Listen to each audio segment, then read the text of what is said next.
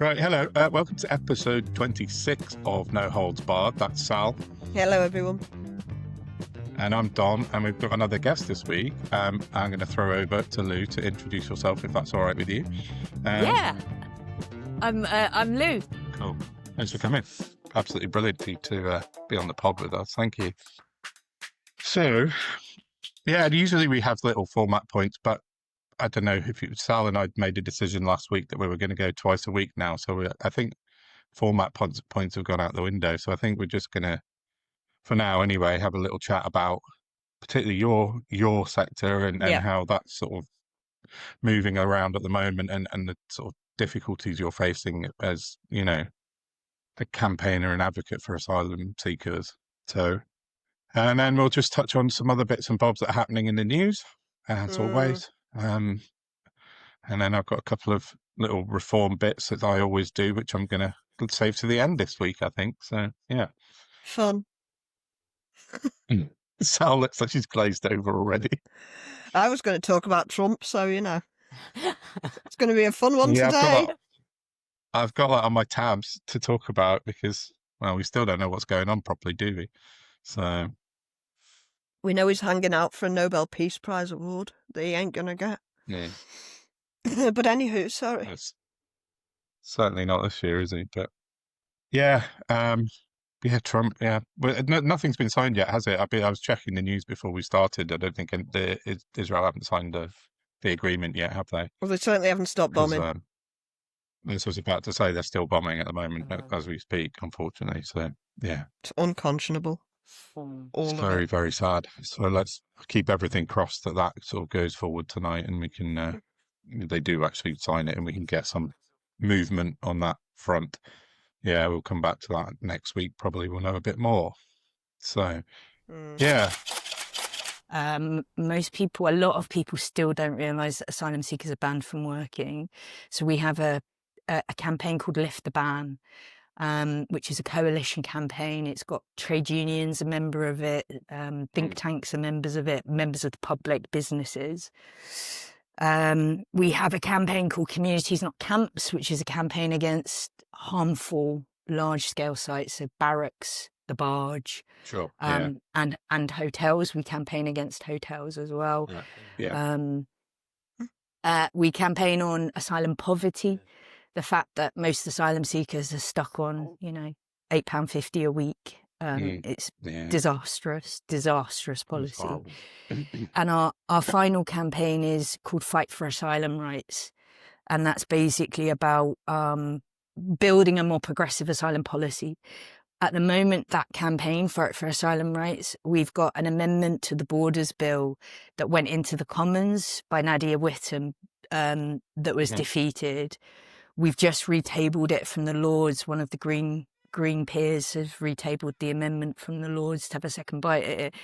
And that amendment under our Fight for Asylum Rights campaign would require the government to just produce a report on the number of people that are killed at our border and the number of people that are killed in the UK asylum system. Most of the deaths that we see in the UK asylum system are deaths by suicide. Because of the sheer mental health crisis that has been constructed. It's just, deaths of you despair, think about again. it, you can't work, you're banned from working, you're living in desperate poverty, and you're living on sites like barracks, like Wethersfield, for example, in the middle of nowhere for, a long time. And that just pushes people to the very brink, and it pushes a lot of people over it. So we're just asking government to just tell us how many people are dying. That's all we're asking government to do. And they, as I said, Nadia Whittome tabled that amendment for us in the Commons. And even then, the government still wouldn't acknowledge that amendment. They still wouldn't even just tell us. So, annually, they have to report on the number of people that die in custody, for example. Yeah, of course. So we know that they've got the facility to do this. We say, available. Yeah, totally. We say that their lives matter. Their lives matter, and they should be recorded. Their deaths should be recorded. And we as a country should be trying to understand why, what were the factors that contributed towards that loss of life, and how can we take the learning from that and evolve a more effective policy, particularly when you look at border violence. The number of deaths of people dying in the Channel is soaring. But, I mean, I think it was Le Monde that projected a 242% rise in fatalities. There was a UK NGO called Project Play a couple of months ago, and they reported a shocking 1,500% rise in children dying at our border in the last year. 1,500% rise. So what information we're pitching together and sort of scrabbling together is telling us that our policy of, sort of militarizing the Channel is killing people. So that's taxpayer money funneled into activity that is essentially killing people. And yet all governments say is, we need to do more of this. And isn't this great? We're stopping the boats and let's do more of this. You're not stopping the boats, you're killing people. See also the DWP. Very similar strategy. Yeah. And you know what? They lost their figures of how many people died, Lou. Fell down the back of a filing cabinet. How do you lose those figures? How and why? By pressing delete.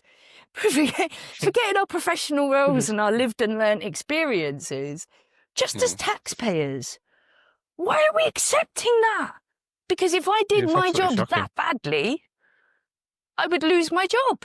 And it's endemic. Yeah. It's absolutely endemic. Yeah, I we wish were I saying knew a what the bit answer was, just but before we started recording, we mentioned briefly that, like, I was saying it was kind of a rollover from the sort of, the Tories into Labour, but you've actually said it's got worse. And when you explain it in that way, it definitely feels like they've lost their kind of path in trying to sort of deal with this situation. Yeah. Totally. Some bits have gotten better. Some bits have got a lot worse. The good bits is that at least the asylum system has reopened. The Tories closed the asylum system to anyone that had migrated irregularly or on small boats or HGVs. And so they were just sitting in this never-ending limbo in the UK. They weren't removable, and they were never going to get status here. And the first thing the Labour government did was reverse that and open the asylum system so that people's cases could be heard. And kudos, that was great. Absolutely, we need to start processing claims. However, the bad, violence is massively increasing. More and more money is being spent on the UK-French border. We've seen now French police starting to take direct action. It was a couple of months ago where we saw the footage of the French border officials stabbing the boat. Puncturing and the there boats, were people on that. board that boat. That was new. We hadn't seen that before. There had been reports from people going through that journey that had happened before. There's been reports of stabbing of boats, tear gases, things like that. But the fact that we saw it, and Yvette Cooper, who was the Home Secretary at the time, saying essentially, it's good to see. It's not good to see. Yeah. There was people on board that boat, and they could have drowned. There was a child on board that boat. So more border violence we're seeing. And we're seeing, I think, a bit of a doubling down on Tory rhetoric. Like the whole sort of illegal working, and how much crap can we throw at the UK taxpayer under the guise of illegal working, like digital ID and things like that.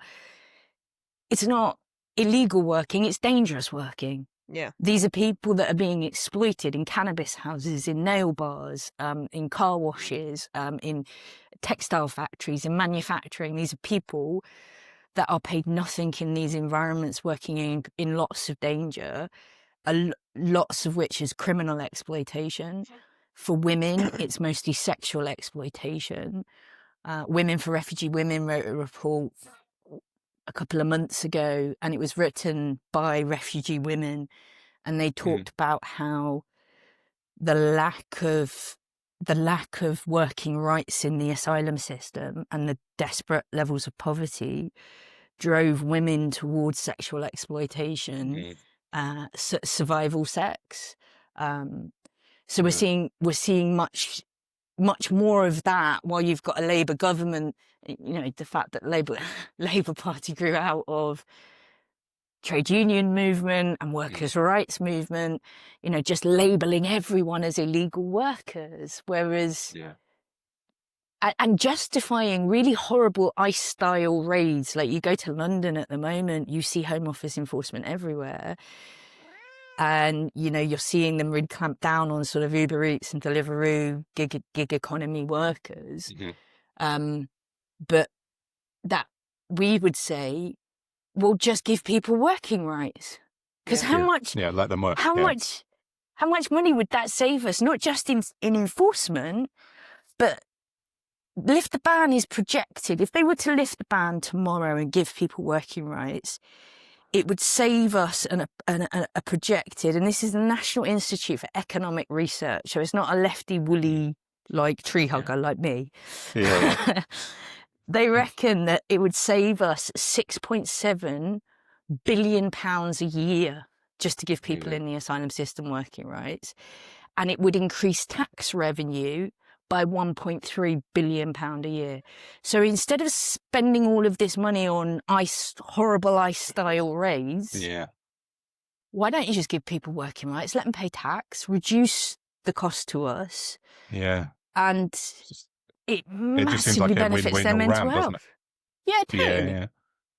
It's just, that's bizarre. And the numbers, when you put it like that, are just quite stark. That's crazy amount of money that is being effectively wasted, isn't it? So I think that's the thing. Is we've got, what we've got here is a Labour government whose most of the members of this government, I suspect, know so much better than they are doing. They know. I think so. They know that they're making really, really bad choices here, but they're so wedded to this continuing Tory anti-migrant rhetoric, and they're so obsessed with reform that they've forgotten all of the reasons that they joined the Labour movement in the first instance, and why they wanted to win power.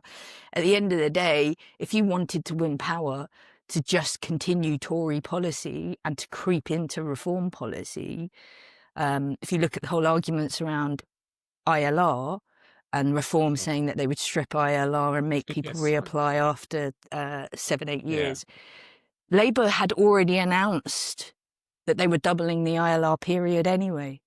Labour had already announced that they were cancelling and scaling back citizenship rights for refugees before Reform even announced that. So I would say, actually, whilst, asylum processing is happening now, the context, the broader policy backdrop, the broader anti-migrant narrative is actually a lot worse than it was under the Tories, which I didn't think I would actually be saying. No, just another, it's really quite another thing. Yeah, it's just quite sad, isn't it, when you put it like that? And I don't know what's. Obviously, there's this battle with Reform, because Reform are in the media continuously. They own the media effectively. They can demand every bit of airtime they want.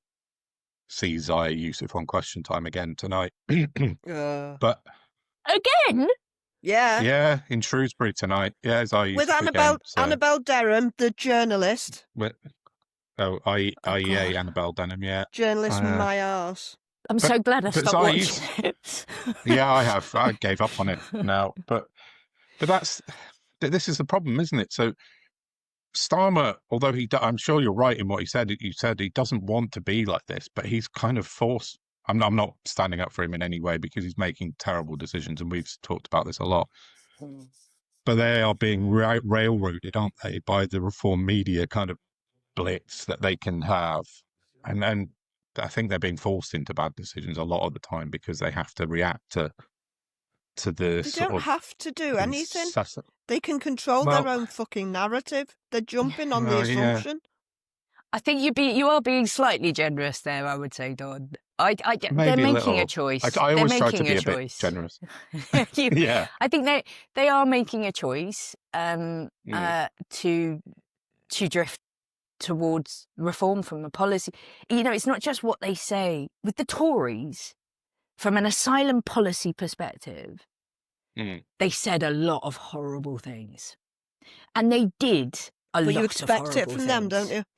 You In a do, way. but here's the thing, and I don't mean to, please forgive me, I don't mean to diminish the impact that they had, particularly on the number of people that directly lived that experience, because their lived experience, even if it's just one person, is very important. Yeah, of course. But the Tories were terrifically bad at implementing their awful policies. You know, if you take the barge, I mean, it was horrific, but we worked really hard around that barge. So once they announced that one barge, we went to every single port. We got the map out and we were like, right, where else can they put another barge? And we went out in every port and we were like, we want you to rule out putting a barge right now. No planning permission, no consent for a barge. We went to Port of Tyne, we went to Port of Liverpool, we went sort of all around the country. And we managed to make sure that that was only ever going to be that one barge. And now one barge is one barge too much. Don't get me wrong, I don't want to diminish that.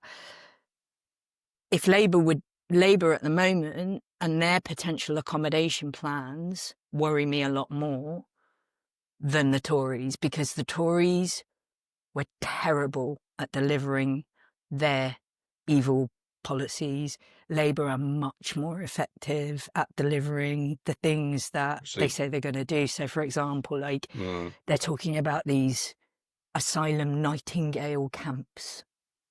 Oh, yeah, that sounds just horrific. Honestly, that terrifies me. And you look at somewhere like Manston, they could quite easily do that there, and it would absolutely create a humanitarian catastrophe right here in the UK, I think. If only they cared about that. Yeah. That's the problem. So Look basically, at what they're doing, you know, to the people who already live here. Yeah. That's why I find you incredibly admirable, because I find myself smashing my head against a brick wall. Christ knows how difficult you find it. It's just... It is, but I'm really lucky. I think we that work in the refugee and asylum space, I think we are really lucky in that I always say to my team, it's really tough in this sector, but we have a saying like, in every day, in every week, find the joy, find that moment of joy for you in every day, in every week. And for most of us in the refugee and asylum space, it's sharing time and sharing space with refugees and people seeking asylum, because truly they are the most life-embracing people I've ever met. They have, most of the people that arrive here, certainly the people that have come via dangerous journeys, it's been years of their life to get this far, to get to the UK. They've packed their whole life up, left their home country, travelled for years to get here. Because, and this is the irony, people accuse them of, you know, of extremism and all these sorts of things. But these are people, you know, I've met Afghan families, men from Afghanistan that literally picked their families up to get them the hell out of that country because they didn't want their daughters raised under the Taliban regime. They are the most freedom-loving, liberal, most resilient and brave people that I've ever met. And it's just all the joy that I get in my work is from them and just sharing space with them. And I know that our country is 1,000,000% better because they're in it.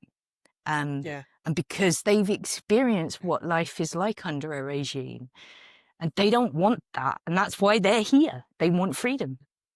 It's poor timing. Yeah. Yes. Yeah, unfortunately. I know. It's just so, as you say, the timing is really bad. I was driving, I took my son to Scouts last night, and where I drove to a town called Thornbury, which is in Gloucestershire, South Gloucestershire. And I noticed that when I did it about 3 weeks ago, I saw a load of lads putting flags up on the lamppost with their ladders and stuff. And I was like, God. And then last week I drove past and they were gone. I thought, oh, good, the council have done it, brought them down. But then last night they were like in triple, I don't know, quadruple the amount of flags. They're everywhere. And driving around in the dark, it just, even to me, from someone who lives here and been here my whole life, it's quite menacing. And it's a really kind of, if you know a bit about history and you see these flags flying in the dark at night, I don't know, there's a bit of this sort of, I don't know, trepidation, whatever the right word is, then that's just me. So there's far too many shades of last century, isn't there? Far too many. And that's the weird thing. Like, I think with the whole flags, I think that the flags bother British-born people that know better a lot more than they bother people seeking asylum. So like when you go, it's probably the least of their worries. Yeah, when you go into the hotels or anything like that, and I've spoken to a few of them about the flags, just to explain what's going on, and help people understand. And they're just like, oh, it doesn't mean any. So all like most of the people put them up thinking, oh yeah, this'll get those bloody asylum seekers to think twice, and they're just like, whatever. Like, you do you. That's kind of like their attitudes. But I think the people that are particularly distressed by them, I think the people that are particularly distressed by them are Black and Asian people that have already grown up through the 60s, the 70s. When I grew up in London in the 70s and 80s, I grew up on council estate in London, and those flags, the Union Jacks, were used as a signal: don't come on this street, don't come in this pub, because this is for whites only. That's what it meant in the 70s and 80s. And so I think I feel particularly strongly for people that are British racialized people, British Black and Asian people, that it must be so triggering to see. I find it triggering, and I'm not racialized.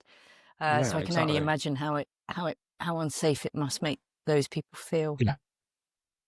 Yeah, that's kind of the thoughts I was having last night driving around in the dark, just thinking this is just, because the intention behind it is not a good intention. It's not, they put a mask of patriotism over the top of it, going, yeah, we love our country, but that's not the point, is it? It's a xenophobic project to make people can't say that, make people feel uncomfortable. Sorry. It is. So, but I think that, going back to what I was saying, most of the people in the asylum system have escaped regimes. They've escaped Assad's regime. They've escaped the Taliban. They've, awful oppressive regimes. So to them, a few Union Jacks fly in is like, what? The things that I think really distress, they don't know. The things that distress people in hotels are the violence outside the hotels. The migrant hunters, or I think the more civilized term that they try and call themselves, citizen journalists, but actually they're dickheads who've never written a letter to their MP in their lives. That's probably the right one, Sal.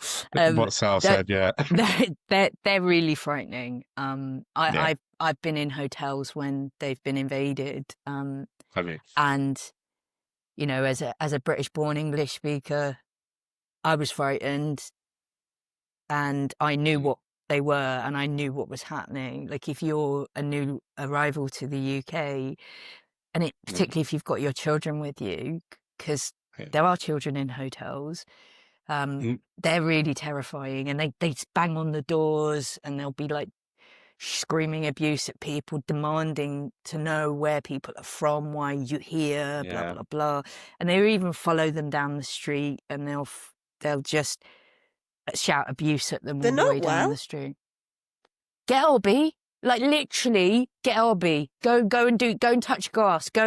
How have you got this time on your hands? What? Yeah, exactly. I know. It's It baffling. is. Yeah, It's I tried. funny that they're not helping our homeless. They're not out there on a soup kitchen No. helping the homeless. No, They're Oh, it's they not, didn't give a shit till Labour got in. Their timing really is quite fucking exquisite. Like, as someone who attended the Enough is Enough protests, where the fuck were they then? Dickheads. Exactly. But I don't know if you No, I know. heard us chatting last week, Lou. I've got a theory. Go that on. I think, I mean, we all know that at the bottom of their issues is austerity and has been for a long time, and that's what's ramped all this up. But I think they're too ashamed to admit to being impoverished and not having done as well in life as they'd have liked. So this is an easier way of getting out their frustrations by othering somebody they see as below them or beneath them. I think that's certainly true, and I think austerity is responsible for a lot of these problems that Everything. we're seeing now. Yeah. I think there are. We have to acknowledge the fact as well. There is some very, very, very dark money funding this Yes, movement. we know as all well. about that. Yes. Yeah. Yeah, So spoken it's about not that a like fair bit. Yeah. I don't think it is an instinctive or any kind of spontaneous. It's highly organised. It's very well funded. And we have to acknowledge that the far right have been very effective campaigners in this space, and we've got to meet that. That's our challenge as a sector and as a society. We've got to meet that, because how do you counter false information and misinformation and some of this far right narrative? The most effective way to counter that is within communities. It's people talking to people that know each other. It's friends, it's colleagues, it's family members, Yeah, right. challenging that narrative where they find it, because there is a collapse in trust. Oh, yeah. People do not trust politicians, media, and fundamentally they don't trust the voluntary sector at the moment. The far right have been really good at undermining trust in refugee and asylum charities, in judges even starting to get weaponized. So I guess for anyone listening to this, my one ask of everyone is challenge it where you find it, please, in your communities. Put people right.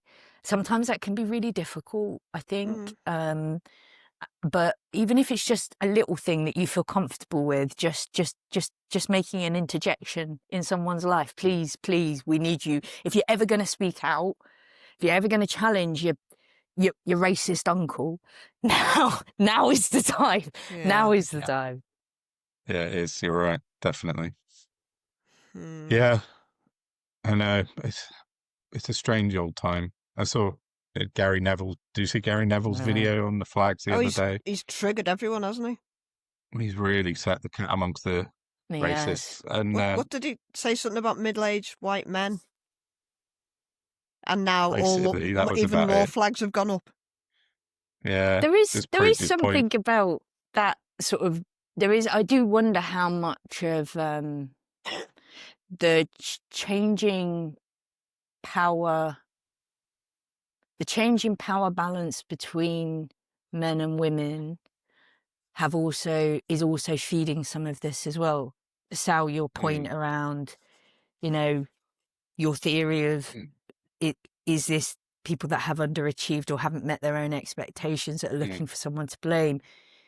And I would factor into that, because yes, I think that's certainly a factor. I would factor that in as well to women having slightly more power than they used to have 20, 30 years ago, more women working, more women earning their own money, because there is no doubt that the vast majority of this racist movement is men.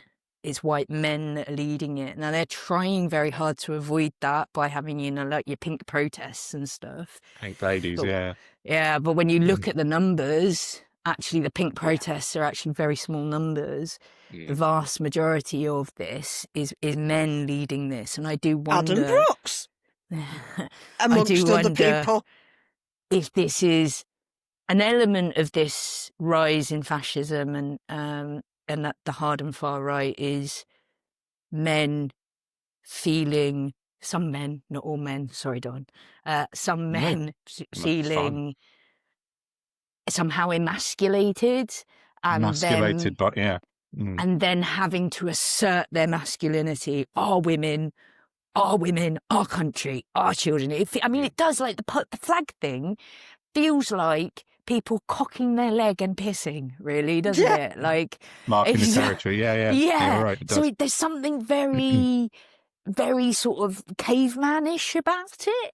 And Yeah.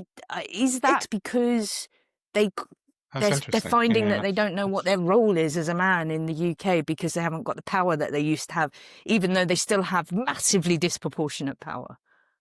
Yeah, Sure, they of don't course. like the Yeah, that's really nudge and creep. interesting. I'd never thought about that, but that seems like a really logical thing when you step back on it. Go on, Sal, what? No, I was just thinking, I can't remember who it was to or what it was about, but do you remember Lemon retweeting the other day? And it was something along the lines of, I'm protecting our women and girls, so shut up, you stupid fucking bitch. Yeah, to Shabana Mahmood, yeah. I know, yeah. I know. The irony. They're so stupid. I know. Yeah, I mean, you've got to Yeah. wonder if they do it on purpose sometimes, because that's just beyond. Yeah, I was just talking about Gary Neville. Yeah, no, I think that's really interesting, this sort of emasculated kind of man because there's a certain demographic to a lot of the men that are doing this, aren't they? And they're very of a type, let's say. Don't want to be, Hysterical. I'm not trying to tar everyone with the same brush, but they definitely all have the same kind of mannerisms, words, and lack of education, and maybe the poverty bit as well. I don't know. Inability But to yeah, control their own emotions. Yeah, that as well, definitely. Just saying. No. Hmm. I think when you look at, for example, the whole flag thing, is it what they called raise the flag or the movement? I can't remember. Something, The raise name the of it. colours or Raise the something. flags. Raise the Oh, yeah, colours, that was raise it. the flags or something. Mm. It's very, very well organised. They've got a lot of money. Yeah. They're driving around There is. in cherry pickers. That ain't cheap. So again, I struggle a little bit with the idea of, like I said, I was born and raised on a council estate.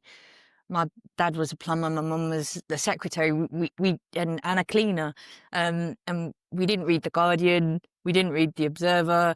It was very much a humble beginning in my life.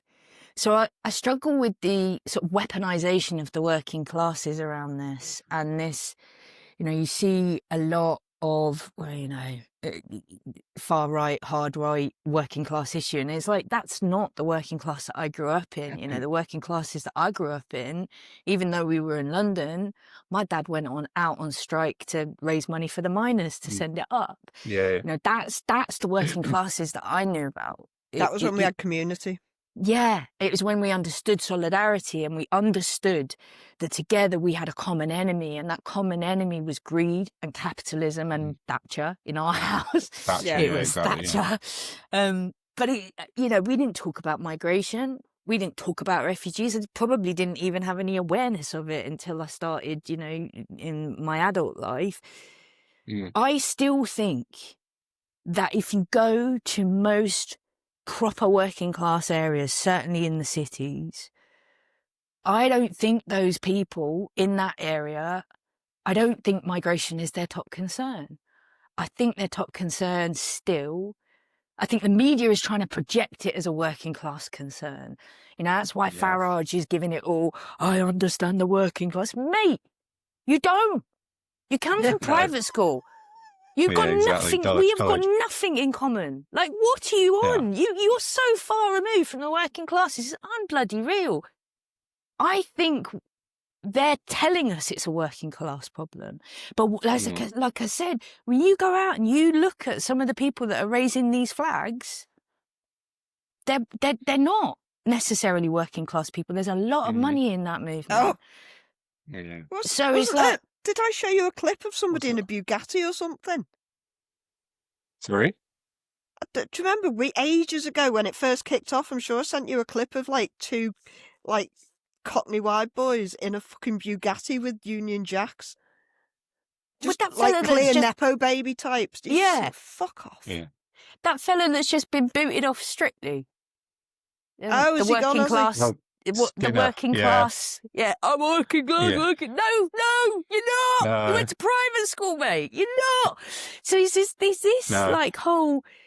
I think there's something Yeah. going on with our politics where it's like the Tories were widely acknowledged to be so far out of touch with the most amount of working class people in the UK, and it feels like what Reform have tried to do is tell itself and the media that it somehow represents working class communities. But when you go to those working class communities in urban areas, I think it's slightly different in more rural areas, but certainly in the urban areas, I don't think those people feel like that. I don't think the white people in those communities feel like that. I think the white people in those communities have recognised that they have far more in common with their neighbours, who may be Asian, black, migrants, European migrants, than they do with Nigel Farage. I think this is a media.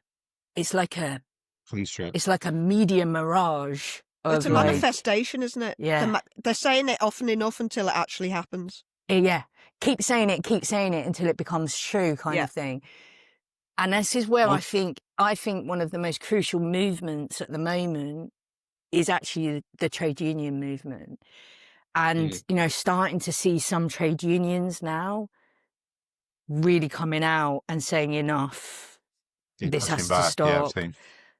Yeah, that is really important, I think, because it's important to sort of role model that for working class communities so that workers can see their union saying, no, migrant workers are a crucial part of our workforce. We shouldn't be weaponizing migrant work, coming out against raising the colours.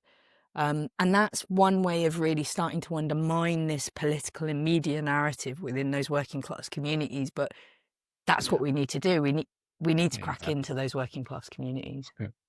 Yeah, a few weeks ago we had Liz Webster on as a guest, and she was excellent. And Liz her and I have been chatting, and she said we should go and do some vox pops in Swindon because she's Wiltshire based.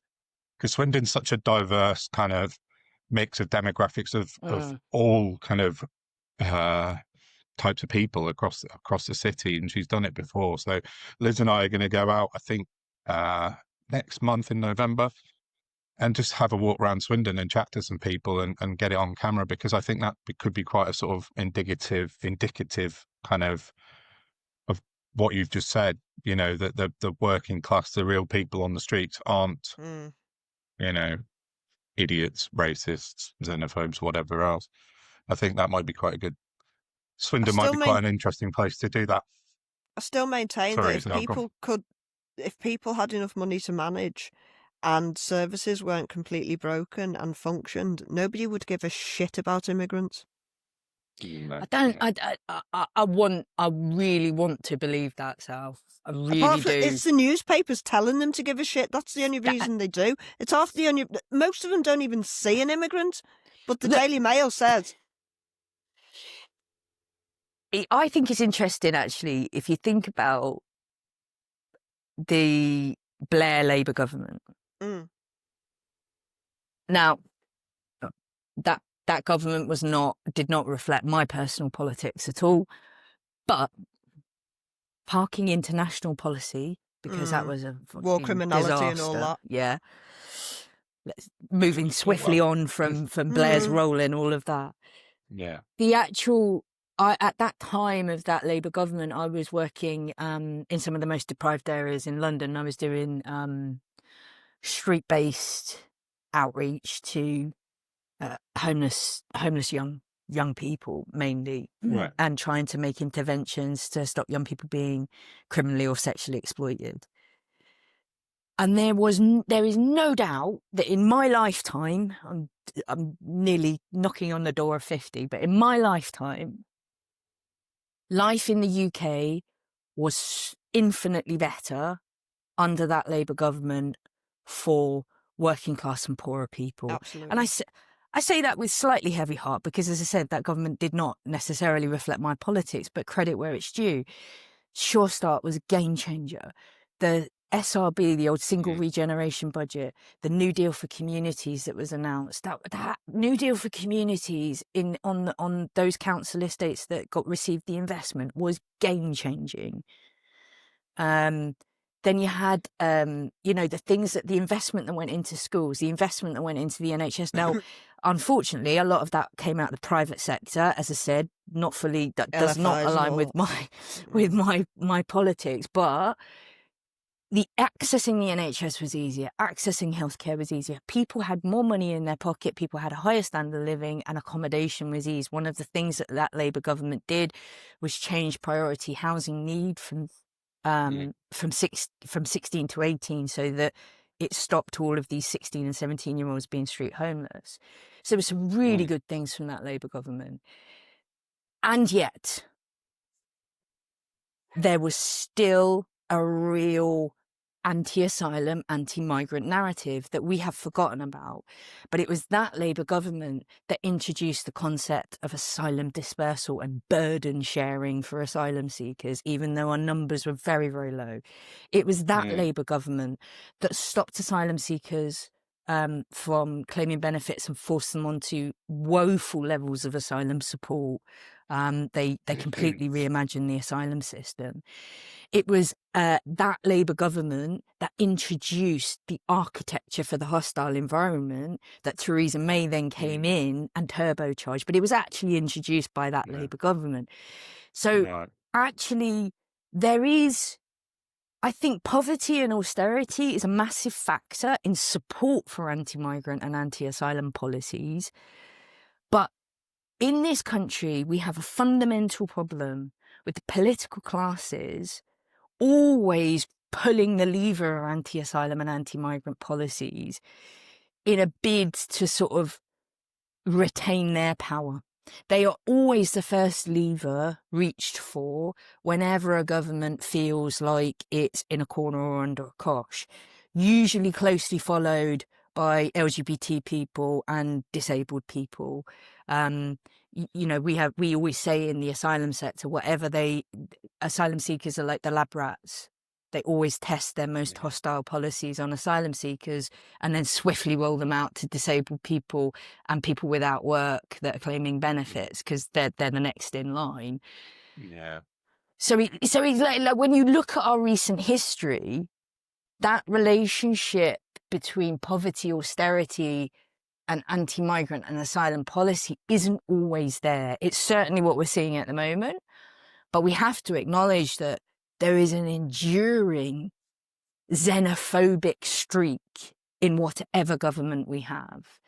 And it feels like we're never going to be able to fundamentally overcome that, which is really depressing.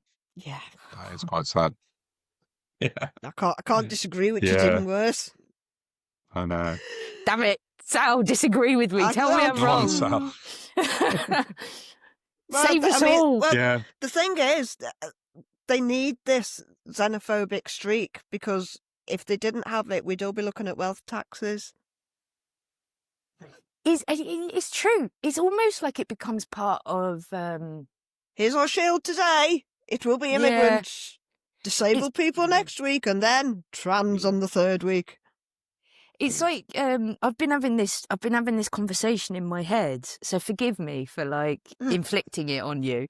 No, go for it. I've been having this conversation in my head because there's been all of this you're going to join the Your Party, you're going to join Green Party, blah, blah, blah, blah. And I'm just like, nah, I'm done. I'm not joining any of it because I'm at that stage, and I think it's just me being really old and cynical. No, where it's like. You get your values here, but as soon as you win power, the job then becomes about protecting your power and throwing, what is it Boris Johnson used to say, red meat, throwing the red meat, and it's always like the dead cat, social manipulation the dead cat theory, isn't it? And it's like, as soon as you get your power, I know you're going to let me down, so I'm not investing in you. I'm not. I'm just going to do my own thing, keep saying what we've got to say, keep pushing for change, keep working hard for change. But I'm at that stage in life now where I'm so disillusioned that I just think that this political system, once you've got power in it, it almost rewards hateful policies. Yeah. Oh, it Yeah. absolutely does. They Yeah, I think you're monetize right. misery, and they don't know how to do the opposite. You could very easily monetize positivity and wellness and health and happiness, but for some reason, they're just evil and cruel. I don't get it, which is why I don't know a huge amount about climate change. I'm not a scientist. I can see it with my own eyes and I can experience it, so I know it's real. But the one thing I don't understand with this stupid net zero, apart from obviously it's the oil lobby money, but they're happy to monetize the fuck out of literally anything else. So why not green policy? Do you know what I mean? Yeah. Because it's not where their bankroll's at, is it? No. It's not where their bankroll's at. I'll Yeah, just add the one Green- slight caveat to what I've just said about the Green Party, and go on. I am quite excited about Zach, and I just think he's a bit of a breath of fresh air, and some of what he's saying is quite exciting. But I'm trying to manage my This is it. excitement. And Yeah, lower those expectations, girlfriend. We talked For about it a all the lot, haven't we, above Sal? mentioned And reasons. But you were saying about net zero, Sal, and Oh, yeah, no, why just can't like- we monetize net zero? Yeah. They monetize the shit out of literally everything else, and suddenly, because the oil lobby might be impinged, it's off the table. It's baffling to me. But then I just think it factors into that global finances and that's the it. different powers different countries hold. There's the same thing around, for example, I was having this conversation with a friend the other day around cannabis. If they were to legalize cannabis, it would massively disrupt global power. Because you look at some of the countries that are, highest producing of forms of criminalized narcotics at the moment, whether that's cannabis or whether that's all the way up to heroin. They're all countries that US, UK, Europe don't want empowered. The biggest opium producer is Afghanistan. And if heroin was legalized tomorrow, which in my view it should be, because again, harm minimalization, tax it, put that money into If you want to kill recovery yourself, and there's support always alcohol. services. Alcohol's by far the most dangerous drug, I think, in my view. But scientifically proven to be the yeah, worst on the planet. Isn't the only actual side effect from heroin, depending on the quantity being and how you induce it to your body, is actually constipation? It's right. Well, because diarrhea medication's called kaolin and morphine in it. Although I've never had a morphine hit from kaolin and morphine, so I might have been a child if I ever had it. But I mean, it does make you a bit sleepy, and it's quite Moorish. Yes. I say that I've Quite never Moorish. actually tried real heroin, but I am Never either. very familiar with morphine at the moment. And, but you know what? For those, I think for me, I never forget the image of Leah Betts. Oh, do you remember that awful photograph of her? And that when I saw that, I just legalize them all. I don't want to see one more person have to die on their own in that sort of situation. Legalize them all so that we can call people back in, into our society and our community. When did prohibition ever work? It doesn't. It does. It just pushes people out to the periphery, and I think we're becoming better and better at that, aren't we? What we don't like, we just push it away and push people away, push them out of our community, and alienate actually, let's bring people back in. Let's just Sorry. Yeah, I lived in Portugal for a little while, and Portugal have been really progressive on their drug policy, and it works. It's shown to work. It absolutely works. But we do. It's not going to happen here, is it? It's not socially acceptable. It's not the our country's That's not because sort of set people are up to undereducated embrace and change at the moment. misinformed. Again, I think it goes back to power and money. At the end of the day, when you look at you've got global powers, where power sits in which countries globally, but also you've got a lot of power in pharmaceuticals and a lot of money in Huge. pharmaceuticals, Yes. and you know, illegal narcotics, some of which can alleviate a lot of people's pain, and a lot of people's ill health. And they'd rather they use pharmaceuticals because they're making a lot of money and power off that. So I think for me, it's like everyone talks about like, oh, conspiracy theories and then chemtrails and 5G masks or whatever it is they're getting their rocks off on. It's a lot more And for simple. me, it's just about money and power, and it always look for the conspiracy that's right in front of your face. And for me, it's usually in our worlds, it's usually media and politics and pharmaceuticals and all of that money and power. And Psychopathic greed. Yeah, totally, Unquenchable. totally. What are we gonna do? Stage a revolution? Keep the red flag flying? Well, I know. let's not discuss that online just yet. Isn't your Is it cat's tail Alfie you're Smith? just waggling around? I was tickling it with my thinking tail. So, I thought it was. Did I mention I was taking morphine? Anyway. I know.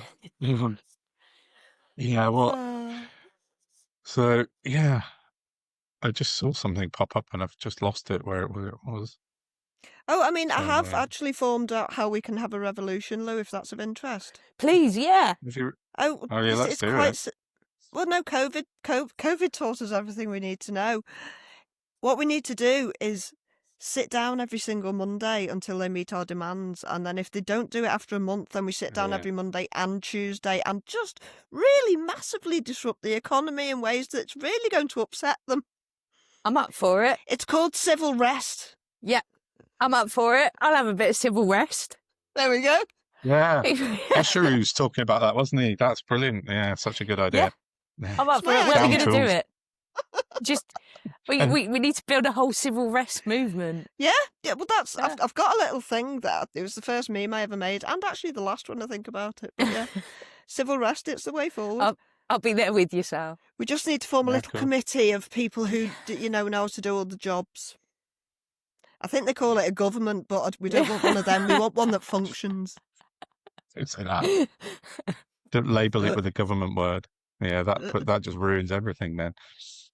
So, yeah, anyway. What else? Would you want to talk about anything specifically, Sal? Oh, I've just lost my nothing microphone. desperate. We're nearly up to time. Are we on? Yeah, we are nearly. So we said we'd stick to an hour now, didn't we? But like it never. Yeah, it's never I mean, gonna I've got happen. nothing that can't wait till next week. Till Thursday. Sorry, new routine. No, I was Monday. It's Thursday just going to today. mention how my prediction of civil wars growing ever closer in America. Yes, But I've got that that on my can hold notes off till actually. Thursday. It might have happened by then. It's Thursday today. Oh God, is it Thursday? Did I mean Monday or Sunday? Sunday. Monday, I think. Yeah. Sunday we're going to record, aren't we? Yeah.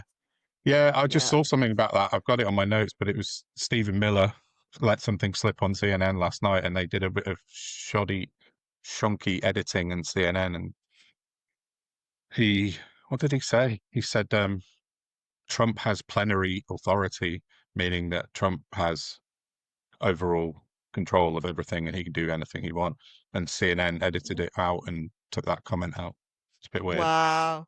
It's funny because he announced he wants to arrest JB Pritzker and Brandon Johnson, is it? The mayor and governor of Chicago. While he sends Texan troops to Chicago because they're not protecting the ICE agents well enough. The ICE agents who are pepper spraying, putting pepper bullets and shooting a vicar in the face 7 times. Yeah. Saw that. I think the really terrifying thing about what's going on in the States at the moment, I think, is that their constitution was designed specifically to separate powers so that the president would always be subject to checks and balances.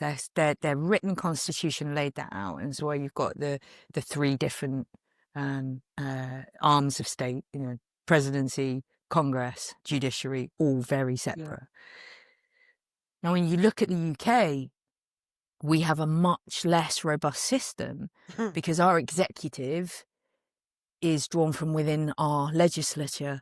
So actually we have we don't have that separation of powers. Ours is much more conflated because essentially whoever's in government gets whatever they want through Parliament, right? Because they have a majority. So actually, sorry to leave you on such a terrifying thought, but I had this thought, and so now it's like verbal diarrhea. I've got to share it because it's terrifying, and I can't keep it in my head. If Farage wins in 3.5 years, he will actually have a lot more power domestically than Trump has in the States. Well, and I've had the same thought as well. Scares the shit out of me. Mm-hmm. Yep. It's really important that he does not win. See, you're going to invite me back, aren't you, with that level of shite coming out? It's normally my job, Lou. What are you doing?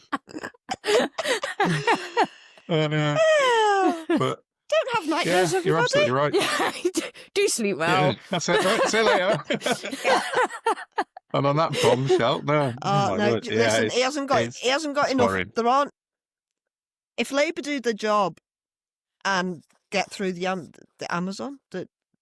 Asylum backlog, then hopefully they'll have nothing to scream about because that's literally all they've got. They don't care about the asylum backlog, though. No, we know that, but then they'll have nothing to rail against. I think reform will always find something to weaponise because it's not about asylum anymore. It's about all people with migrant heritage, which is why they're talking about withdrawing settlement for people, withdrawing, people that have already got ILR, cancelling the ILR. Mass deportations, so, it's so really nasty. And I think it's interesting as well, they're already starting to talk about how do we get women to have more children? Now, that's like, what do we do about our birth rate? What do we do about our birth rate? And you just think, do you not see what's coming? Because it's going to be women's reproductive health next time. They're already all over the anti-trans thing. They're already weaponized, like Motability scheme. For fuck's sake, it's pathetic. So it's like, even if there was not one more vote coming in tomorrow, if there wasn't even one human coming in this country, the conversation would still be about all of the illegals in the country, and it would still be about disabled people and LGBT people and women's health. There'll always be something for reform. I think the best hope that we've got on reform in the next 3 years is to build understanding and knowledge within UK communities, like the things that people will hate is the fact that council tax is going up in reform areas. That's just golden. Well, it's a broken manifesto promise. Yeah. So I think we need to help people see through these horrible policies, help them understand how it's going to impact them. Their plans for the NHS will cut through to those voters. The second thing, we need to cross our fingers and hope someone somewhere in the Tory party must know where the bodies are buried in reform, right? They must. They've been swimming in the same pond for long enough. And there's a lot of money behind both parties. So I'm thinking actually a lot. Farage is relatively squeaky clean. And we know that's got to come under some scrutiny at some point, right? It's kind of where I've been focusing my efforts a lot on Twitter at the moment and writing articles, because there's a lot of, as you say, someone knows something. And I noticed today I've been writing for the last week about how Farage hadn't declared his register of interest since April, and I've had something like 2 million views on posts about that. People like John Cleese reposting me and stuff, big stuff.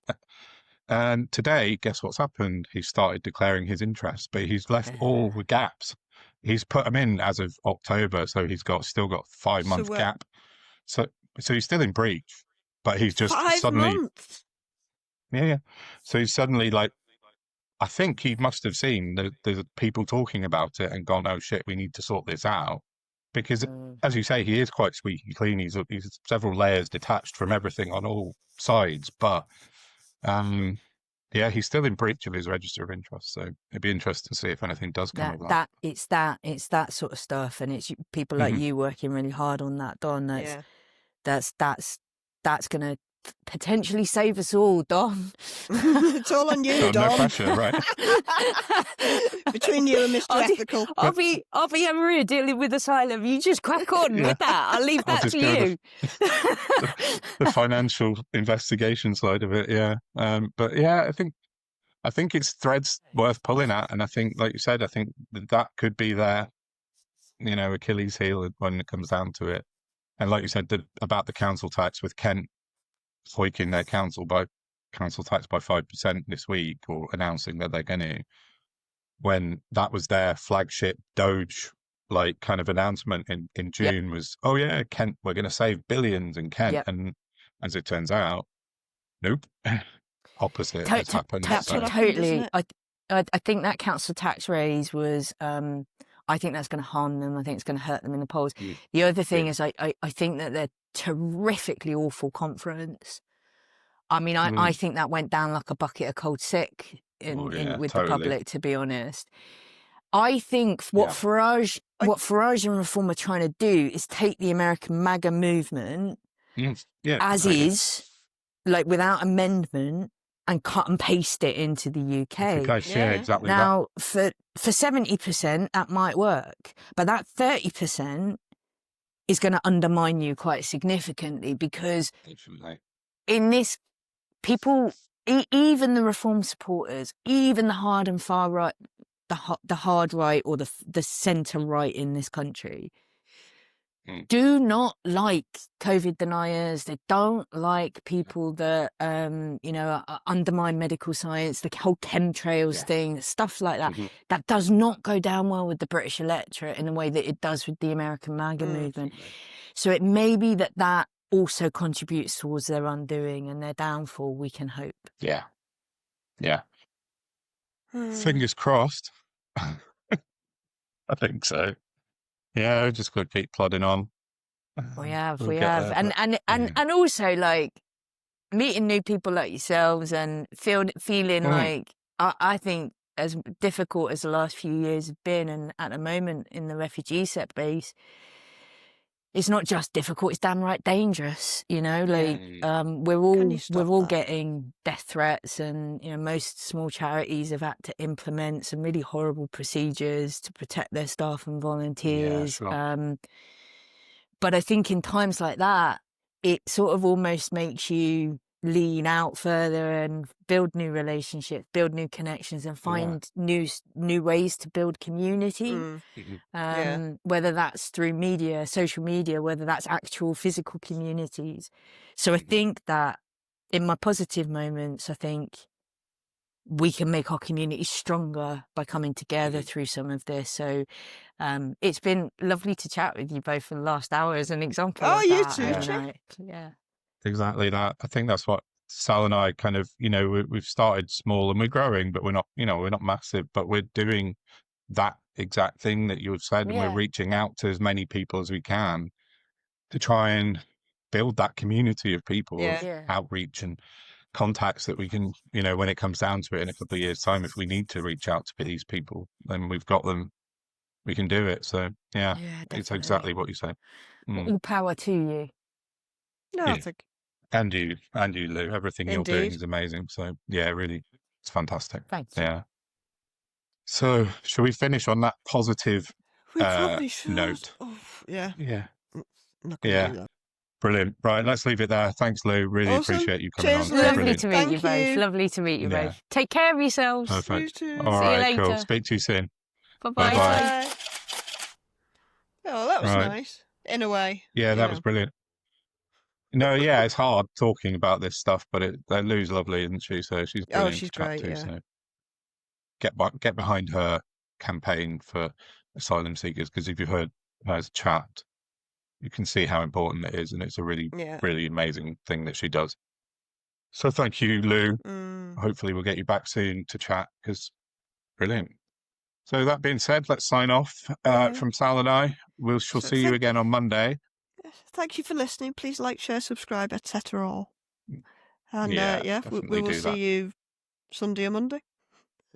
Sunday/Monday with another Now we're going guest. twice a week. Yeah. Yeah, absolutely. Yeah, cool. I think I found Right. out how the Let's say mic goodbye. went mute. Oh, sorry. No, just Oh, that. the cat. Yeah, I think she turned the mic off. Anyway, yeah. Thanks for Podcasts that. causing trouble. Yeah. Yeah. Right. Well, have a lovely Cool. weekend, everybody. Right, let's leave it there. Ta-ta. Yeah. Take care. We'll speak to you soon. Bye-bye. Bye.